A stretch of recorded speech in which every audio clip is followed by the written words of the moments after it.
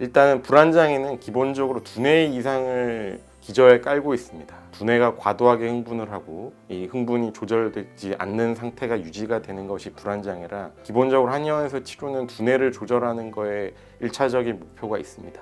그러나 두뇌만 조절하는 것만으로 몸의 컨디션이 다 개선이 되지 않거든요. 왜냐하면 두뇌가 이상이 생기게 만든 여러 가지 신체적인 건강상의 이상이 기저에 깔려 있기 때문입니다. 대표적으로는 호흡이나 소화, 혈액순환, 그다음에 수면이나 여러 가지 생활상의 스트레스들이 같이 문제가 있거든요. 이걸 한의학에서는 보통 중점적으로 간이나 심장 문제로 해석을 하는 경우들이 많습니다. 그래서 단순히 뇌의 증상들만 개선을 직접적으로 한다, 신체적인 건강 상태를 개선을 해서 치료를 하는 쪽으로 간다, 그렇게 말씀을 드릴 수 있습니다.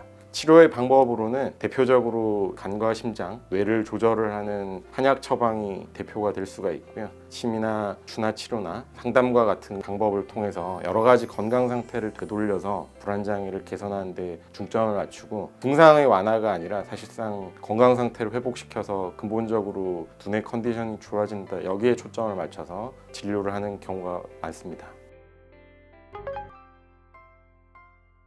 많은 건강상의 문제들이 기저에 불안장애가 있는 경우들이 많습니다. 불안장애라는 게 곧 지속적으로 스트레스를 받고 있고 그에 따르는 긴장들이 완화가 되지 않고 있다는 뜻이거든요. 계속 지속적으로 스트레스를 받고 긴장이 완화가 되지 않아서 생길 수 있는 거의 모든 질환들이 이제 불안장애에 의해서 발생하는 건강상의 이슈다, 그렇게 말씀을 드릴 수가 있습니다. 보통은 같이 나타나는 대표적인 질환으로 고혈압과 당뇨를 들 수가 있는데요. 고혈압 같은 경우에도 자율신경이 기반을 하는 경우들이 많기 때문에 불안으로 자율신경 흥분이 과도하게 일어나면 지속적으로 혈압 상승이 유지가 되고 그게 만성적으로 진행되게 되면 만성적인 고혈압 양상으로 진행되는 경우들이 많거든요. 그래서 단순히 혈압을 조절해서 혈압 수치를 낮춘다고 하더라도 불안함이 지속되면 그 혈압이 조절이 잘 되지 않아서 지속적인 관리가 필요할 때는 불안을 꼭 염두에 둬야 된다, 그렇게 보실 수가 있고요. 두 번째는 만성적인 스트레스 상황에서는 코티졸이라는 스트레스 호르몬이 관여를 합니다. 이 코티졸이라는 스트레스 호르몬이 혈당을 높이는 데 굉장히 크게 기여를 합니다. 지속적으로 스트레스를 받고 있을 때 몸이 대응책으로 혈당을 높여놓기 때문에 만성적으로 진행되는 경우에 당뇨가 유발되는 경우들이 많고요. 그래서 환자분들 가운데 저는 식이습관상으로 당분이 들어간 음식들도 안 먹고 식사 관리를 그렇게 잘하는데 왜 제가 당뇨 진단을 받았나요? 왜 당뇨가 계속 조절이 안 되고 악화가 되나요? 이런 분들이 많거든요. 그런 경우가 기저의 불안과 관련된 자율신경 이상들이 있는 경우들이 많습니다. 정리하면 큰 틀에서 스트레스와 관련된 많은 증상들이 불안장애가 지속될 때 문제가 될 수 있다. 두 번째는 대표적인 질환이 고혈압과 당뇨가 있다, 그렇게 말씀을 드릴 수 있습니다.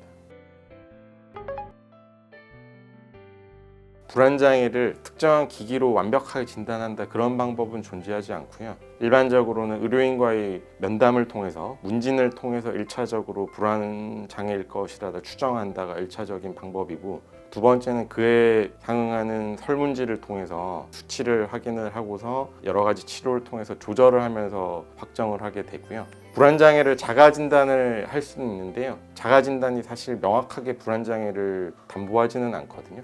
대체적으로 이유 없이 불안하다, 생각이 멈추질 않는다, 자꾸 부정적으로 생각하게 된다, 더불어서 신체적인 증상들이 두통이나 어지럼증이 지속된다, 가슴 답답함이나 둔거림이 반복된다, 소화가 만성적으로 계속 불량하다, 이런 증상들이 같이 나타나는 경우에 이제 불안장애라고 생각을 할 수 있고요. 제가 진료를 하면서 가장 안타깝게 생각하는 부분이 환자분들이 불안 양상을 되게 경시하는 경우들이 많아요. 이러다가 말겠지라고 생각하는 경우들이 많은데 일정 기간 이상 반복이 되고 지속이 되면 불안장애 같은 경우에는 이제 들불 번지듯이 시간이 지나면서 급속히 악화되는 경우들이 많거든요.